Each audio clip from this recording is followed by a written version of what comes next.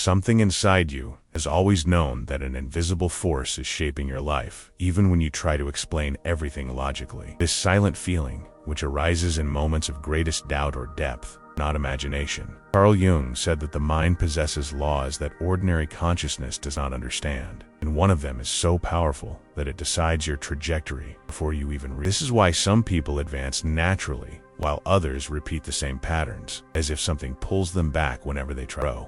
Jung drew attention to this hidden force because he knew that ignoring it means losing the chance to transform one's own destiny. He insisted that nothing is random. Situations, challenges, encounters, and even failures carry messages that the conscious mind does not decipher, but that the unconscious tries to reveal all the time. When someone lives far below their potential, it is not because they lack ability, but because there is an invisible structure operating behind the choices, silently influencing each decision. Imagine the number of opportunities you let slip by, not because you weren't capable, but because a part of you believed you were ready, didn't deserve it, or didn't belong there. Jung said that human beings are not defined by what they think they are, but by what the unconscious has assumed to be true.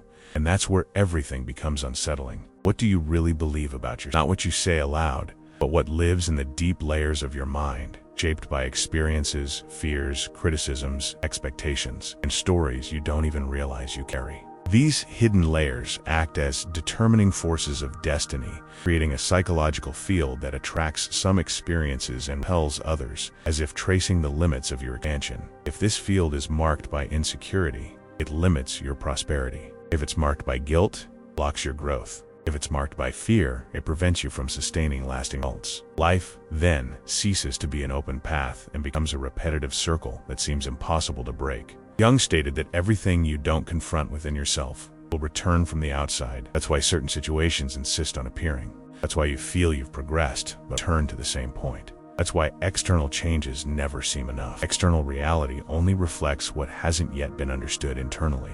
And this isn't a punishment, but a call to awaken. Mind tries to show you that there's something dormant, something that demands attention, something that needs to be brought to light so that life can finally move forward. When you ignore this call, life persists.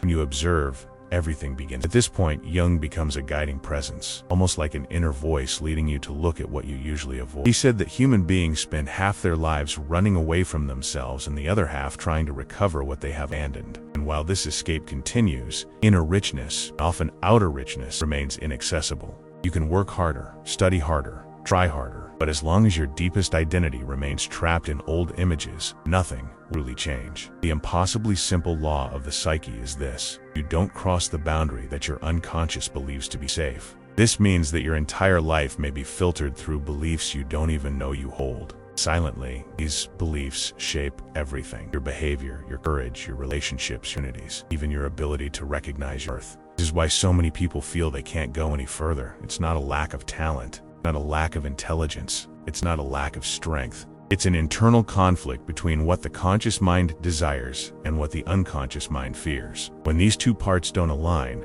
a feeling of stagnation arises that seems unfair and impossible to explain. But Jung asserted that understanding the unconscious doesn't require mysticism, but rather presence. With each intense emotion, each repetition, each discomfort, there is a message being sent. The psyche speaks through signals, and the more you ignore these signals, the stronger they become. True transformation begins when you decide to listen. And here is the question Jung would want you to ask: why does my life repeat itself? This question opens doors that many avoid, but which are essential to breaking the internal cycle. If you truly observe, you will see that there is a pattern driving everything: an emotional pattern, a belief pattern, an action pattern. These patterns function as invisible codes that determine your limits. And as long as these codes remain active, your life will always return to the same point, even when it seems you're evolving. Jung believed that human beings approach true prosperity when they have the courage to see this inner code and give it new meaning. But the first step is recognizing that it exists. Therefore, this first part is an invitation to awareness, not to blame the past, but to embrace the present, not to seek external explanations, but to welcome the internal origin of all repetitions. Jung said that when you change from within, all external reality needs to reorganize itself, as if the universe were adjusting its trajectory according to your new. Nothing begins outside. Everything begins in the invisible field of your psyche. And it is precisely at this point that the journey becomes real, profound, and transformative. You're about to come into contact with a force that has always guided your life, even when you couldn't describe it. By recognizing this force, you open space for something new to happen. Before proceeding, make a conscious choice. Decide that you will stay until the end of this journey. Decide that you will not run away from it. Decide that you will listen to what your mind has been trying to reveal for years. Jung said that awakening begins when you take responsibility for what you feel, what you eat, and what you project. This is the gateway to transformation. If you are ready to cross it, continue to the next part. This content has already sparked something in you. Leave a like, subscribe to the channel.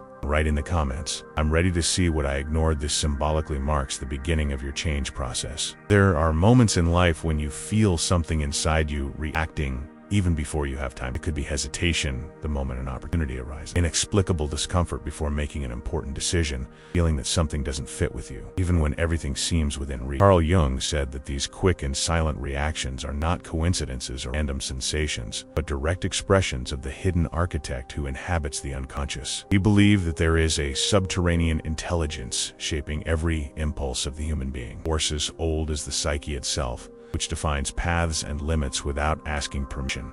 Have you ever noticed how sometimes a person avoids public speaking even though they know they are an expert on the subject? Or how someone loses interest in their own goals just when they're about to achieve them? This happens because a part of the mind tries to protect the individual from something they experienced in the past, even if it no longer makes sense in the present. Jung said that the unconscious is conservative by nature, tries to preserve psychological integrity even if it means hindering growth. Not malice, protection, but it's a protection based on memories, fears, and old interpretations that no longer represent current reality. Imagine someone who grew up hearing that they shouldn't dream too big. Years later, this person watches friends prosper, tries to do the same, but something is always missing. They suddenly become discouraged, lose motivation, and abandon projects. On the outside, it seems like lazy. On the inside, it's the unconscious architect trying to prevent them from exceeding limits that were once imposed as a form of security. The mind believes that growing too much can hurt, can isolate, can attract criticism. The person doesn't even know they carry this fear, but it acts with precision, creating an invisible wall that rises whenever they try to move forward. Jung described this dynamic as a silent battle between conscious desire and unconscious defense. That's why so many people live a life that seems smaller than what they feel something is holding them back. They can't explain what it is. The unconscious creates internal stories that function like tracks. If these tracks were shaped by insecurity, life will move in the direction of security. If they were shaped by rejection, the person will interpret even compliments as threats. If they were shaped by lack, their mind will block any movement towards it. All this happens before consciousness formulates a thought. Jung said that the unconscious acts first. Only then does consciousness create arguments to justify what has already been decided inside. This explains why you often feel divided inside. One part of you wants to move forward, while another retreats. One part wants to seize an opportunity, while another creates justifications to postpone it. One part wants to take a risk, while another insists it's not the right time. This internal division, not weakness.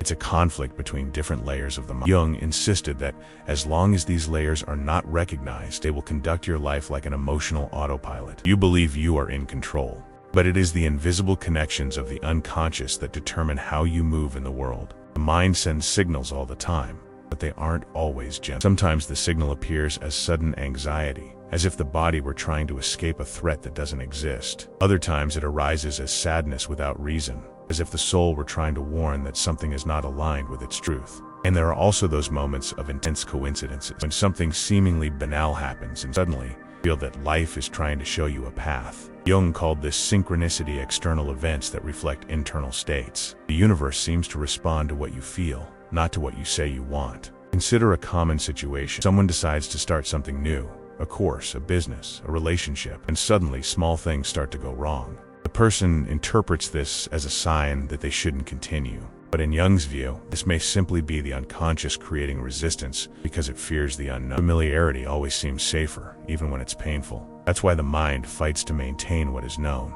even if it means hindering growth. Repetition is an attempt to preserve the old identity, not to punish the person. But it is this repetition that binds them to a life. This is where Jung calls us to deeper reflection. The unconscious doesn't want to destroy you. It wants to protect you. But it can only protect you based on the information it already possesses. If this information is old, distorted, or based on pain, the protection becomes a prison. This means you can live surrounded by invisible safeguards that limit your growth. The mind believes it is saving you when, in reality, it is preventing you from living fully. And this only changes when you become aware of this process.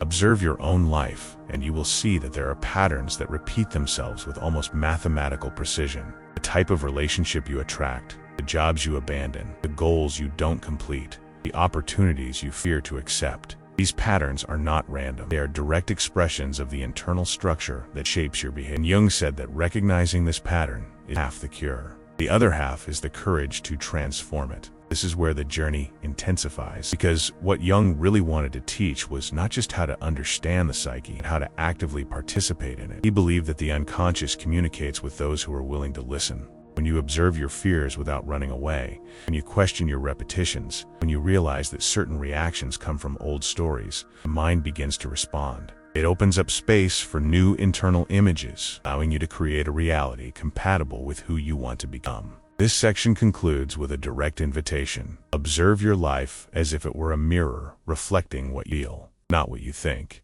Notice where you hesitate, where you retreat, where you censor yourself. Each of these points is a message from the unconscious. And if you welcome these messages without judgment, the transformation process will begin before you even realize. This content brought clarity or sparked something important, like the video. Subscribe to the channel and write in the comments. I know there is a pattern, and I used to see it. This phrase symbolizes your conscious decision to break the old cycle and begin a new path. Want to continue? Then move on to the next part. There's a point in the inner journey where a person realizes they're not fighting against the world, nor against other people, but against an internal image that silently governs every movement. Carl Jung said that there is no true transformation until this image is revealed and reconstructed. It's at this point that many believe they are evolving when, in reality, they remain trapped in old versions of themselves. The internal image functions as a psychological anchor that determines the size of the life you can sustain. If it's small, your life shrinks. If it's limited, your possibilities are also limited. No matter how much consciousness tries to advance, the unconscious pulls back. It tries to preserve an identity that you often no longer even recognize. What's most striking is that this image doesn't stem from reason, but from long ago emotional experience. It could be a moment of criticism that deeply affected you, failure that created shame, a look that made you doubt yourself. These seemingly simple moments become symbols that shape your subterranean identity. Jung asserted that symbols are more powerful than thoughts because they carry emotional energy. Thus, even if you say, "I can do it," if the symbol inhabiting your mind says you're not enough, it will be that symbol that wins. It always wins confronted. And here the inevitable question arises. What secret image controls your life without you realizing it? From the moment you observe your behaviors and realize they follow internal, not external patterns, a new understanding begins to emerge. You stop blaming yourself for your hesitations and start questioning their origin. It is at this moment that the relationship between identity and wealth becomes clear. Jung said that human beings attract what confirms their internal image. This means that the mind itself selects opportunities compatible with the vision you have. A person who believes they are capable sees doors where others see walls. A person who believes they are inadequate sees risks where others see possibilities. The difference between them is not in reality, but in the internal filter each one uses. How many opportunities have you missed because it wasn't the right time? How many times has your mind disguised fear as prudence? If you observe carefully, you will see that a large part of your life's decisions were guided not by conscious reasoning, but by deep feelings that you never questioned. The mind creates convincing stories to justify these feelings, and you believe these stories as absolute truths. But Jung warned that these are merely narratives constructed to protect the internal image, not to expand it. This means that you may have made important decisions not because they were correct, because they were consistent with the unconscious identity you held at the time. And this realization is both liberating and disconcerting. If the choices you've made so far have reflected a limited image, who would you be if that image changed? The great revelation is that identity is not destiny. Identity is a construction, and every construction can be. For Jung, true progress occurs when a person begins to realize that it's not the current identity, but the consciousness that observes the identity. This represents the beginning of psychological freedom. When you distance yourself from the internal image and begin to see it as something separate, it loses power. Cease to be a prisoner and become an observer. And the observer has power. The observer can choose. The observer can transform. The simple perception that you are not the image, but the one who observes the image, already begins the process of dissolving internal limitation. But here an even deeper question arises. If you are not that image, why does it exert so much control over your life? According to Jung, answer lies here. The mind fears the unknown more than it fears pain. Therefore, it prefers to repeat old emotional patterns, even if they are destructive. Repetition brings familiarity, and familiarity brings a sense of security. This is how many people live for years within outdated versions of them. They believe they are evolving, but evolution can only happen where there is confrontation and change. As long as you avoid looking at your inner image, it will continue to shape your life based on information that should have been updated long. This is the point where the process becomes transformative. You begin to feel a strange mixture of clarity and discomfort. Something inside you whispers there is more to discover. And at the same time, something resists, trying to keep you where you've attention is natural. Jung said that every journey of consciousness passes through a threshold where the old and the new clash. It's a sign that you are very close to breaking. When the unconscious feels it is being observed, it tries to reinforce the old image. But if you persist, it begins to give way. And then, an unexpected revelation emerges. What you called failure may have been merely an incompatibility between your external life and your internal image. Nothing more than that. It wasn't inability. It wasn't destiny. It was simply the mind trying to protect an old self that no longer corresponds to who you are.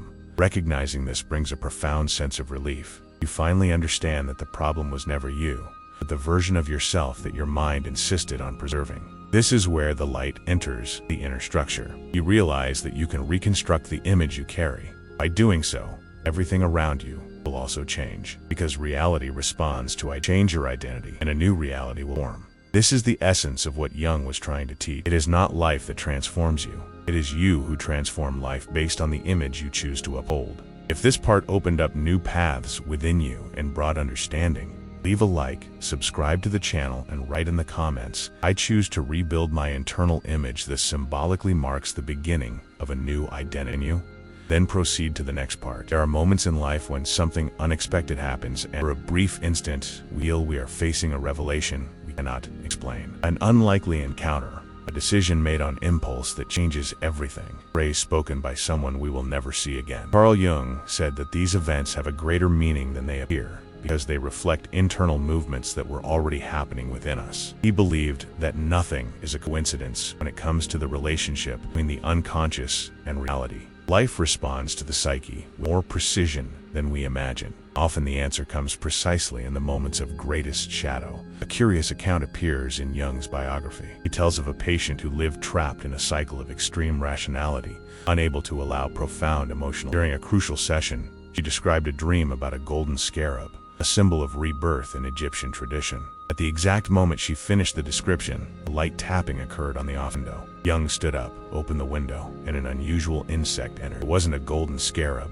but it was the closest possible species found in that country. This seemingly simple event broke through the patient's resistance, causing her to accept looking at her shadow for the first time. It wasn't the insect itself that provoked the change, but the perfect synchronicity between the inner and outer worlds. It was as if life were confirming the existence of something greater. This type of event, which many would call chance, Jung called symbolic communication. He believed that reality tries to dialogue with you when unconscious is ready to emerge. Perhaps you yourself have experienced something similar, a coincidence that affected you in a way you couldn't explain. It may have been a person who appeared at the right time, a book found by accident, an opportunity that arose after a moment of crisis. These events function as doors that open when the mind is about to reveal something important. They serve to break the rigid logic that a person uses to avoid looking at their own shadow. According to Jung, the shadow is not an enemy that needs to be destroyed, but an unknown territory that needs to be explored. Within it lie not only fears and traumas, but also talents, desires, and potential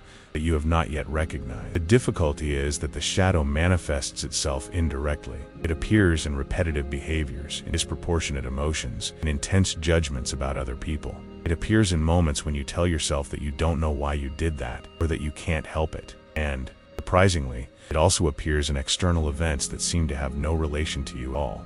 A common example occurs when someone spends years telling themselves they don't want to take on greater responsibility. Suddenly, this person loses a job or receives an offer that demands exactly what. Instead of interpreting this as bad luck, Jung would suggest that the unconscious is trying to provoke expansion. He said that the psyche creates circumstances that force growth when the conscious mind insists on stagnant. Thus, what seems like failure may simply be a nudge from one's own shadow, demanding that you see what you've tried to ignore for too long. Another case documented by Jung involves a man who repeated the same self-destructive behavior in his relationships. He always chose people who were not emotionally available, creating a predictable pattern of rejection. After months of analysis, Jung realized that the man carried an old belief that he did not deserve to be truly loved. The shadow then created situations that confirmed this belief, not to punish, but to maintain internal coherence. When this belief was brought to consciousness, something unexpected happened. The patient began to attract completely different people without conscious effort.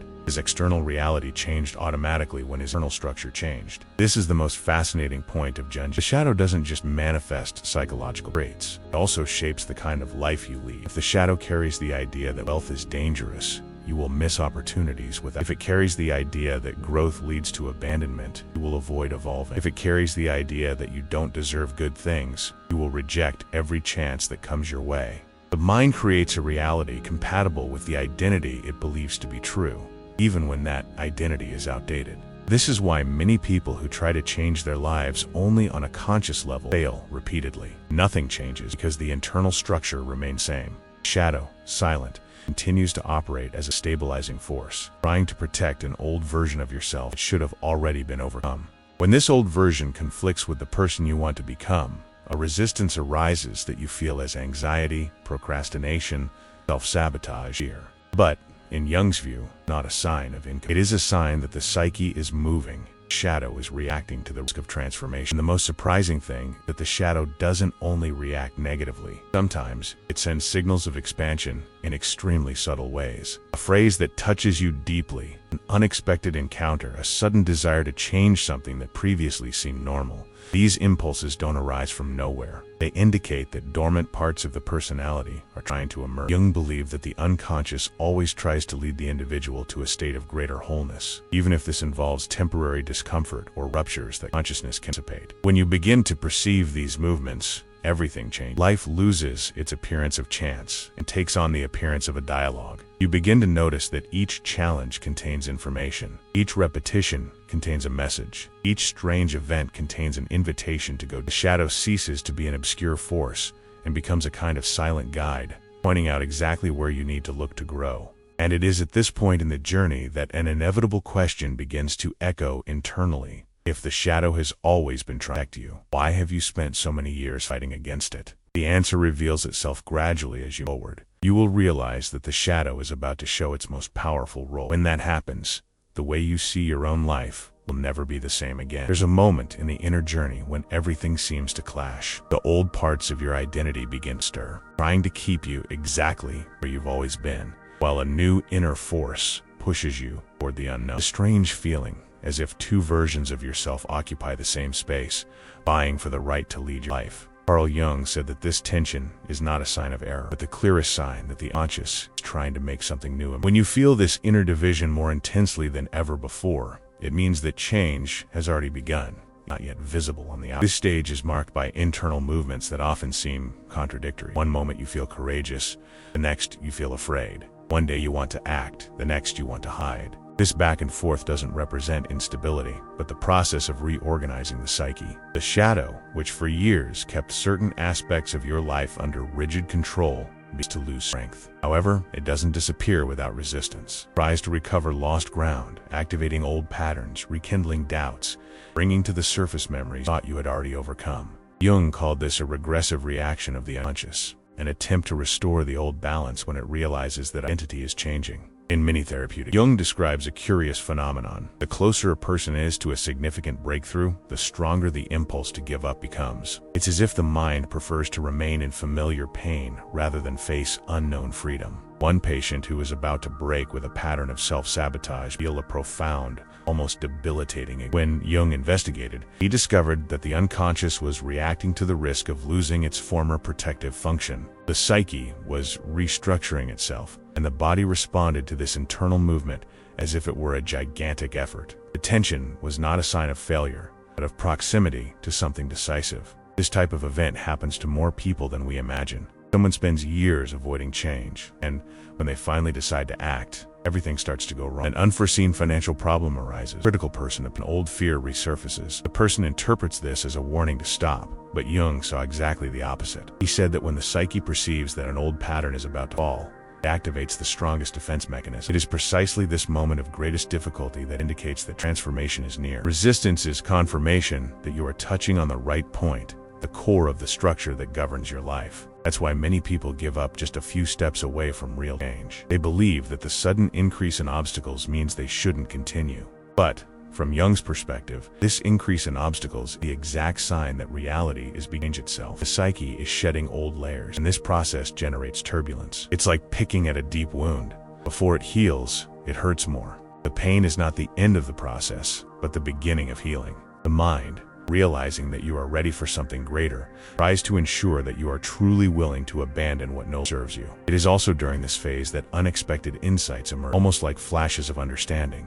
A person can spend years without understanding the origin of a fear, and suddenly, in a simple instant, the answer appears clearly. Someone looks out the window and realizes the fear of growing up has always been the fear of disappointing someone from the past. Another, upon seeing an old photo, understands that they never allowed themselves to achieve more because they carried the invisible obligation of not surpassing their parents. A third, upon hearing a certain phrase, realizes that their repetitive relationships are merely echoes of an untreated wound. These moments seem magical, but Jung said they're simply the unconscious bringing to the surface, finally ready to see. These revelations don't just happen as thoughts, profound sensations, as if something clicks into place inside you. They have the power to transform behaviors instantly, not because you rationally decided to change, but because the internal structure that supported the old pattern has dissolved. When this happens, external life also shifts. Different people begin to approach you. Opportunities that previously went unnoticed now capture your attention.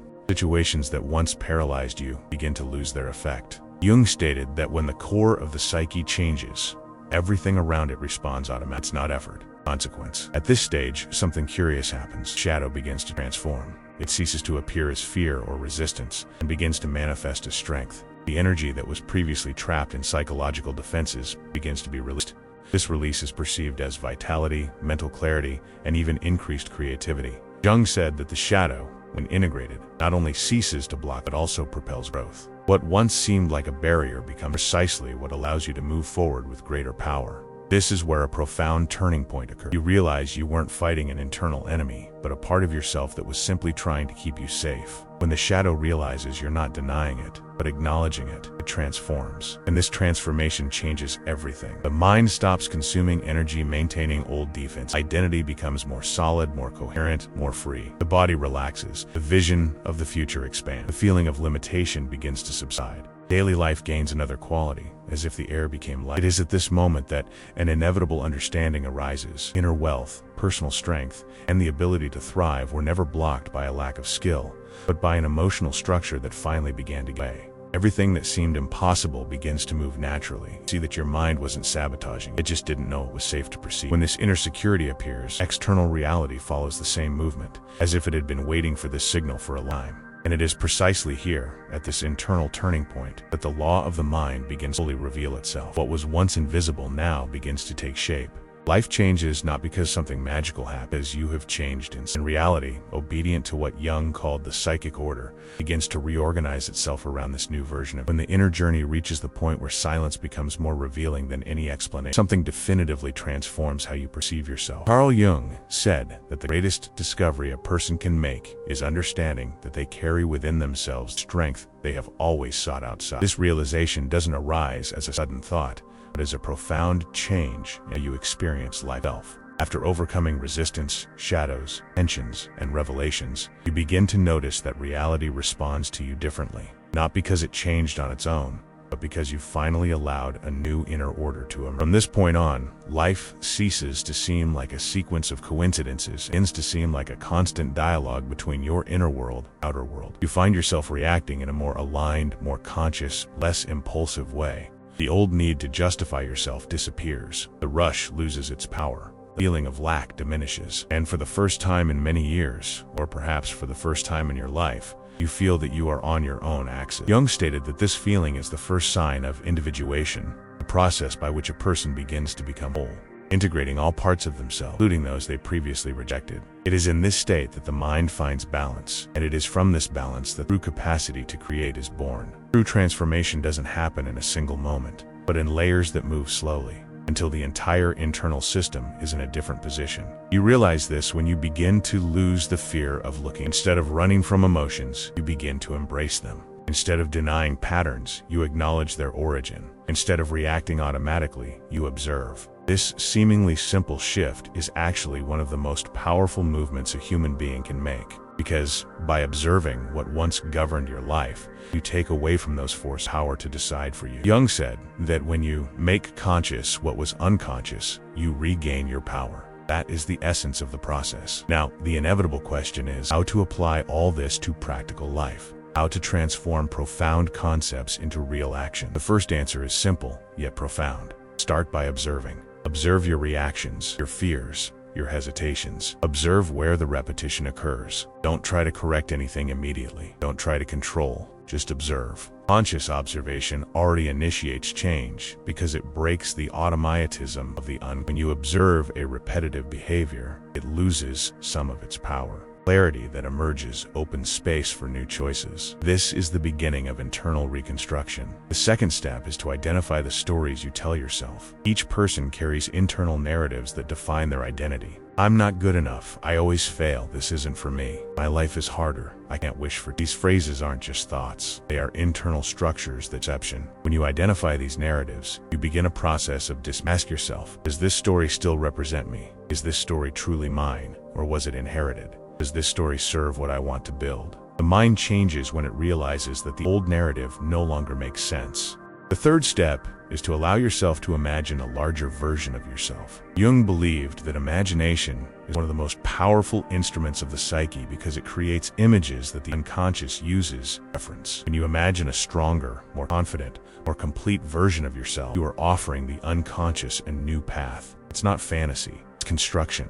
This is how the psyche understands what it should sustain in the external world. Conscious imagination creates new internal possibilities, later become real action. The fourth step is to embrace the shadow. This means recognizing the parts of yourself that have been rejected still need space to exist. It's not about accepting harmful behaviors, but about understanding their origin. When you understand the origin, emotional force dissolves. What was once fear becomes information. What was once a blockage becomes an opportunity. Jung said that the integrated shadow transforms into power. It becomes available energy to build upon instead of energy that the conscious uses to protect itself. The shadow ceases to be an enemy and becomes an ally. Fifth step is to act from the new identity. Simple action taken consciously has more transformative power under intention. When you do something your old self wouldn't do, even if it's small, you reinforce the new internal structure being. Each choice becomes a brick, and each brick becomes part of the new foundation. It's a practical, real, and accessible process. It doesn't require certainty, only presence. It doesn't require perfection, only consistency. As these steps begin to intertwine in your life, something remarkable happens. Reality responds. You notice changes in relationships, opportunities, financial patterns, and how you see the world.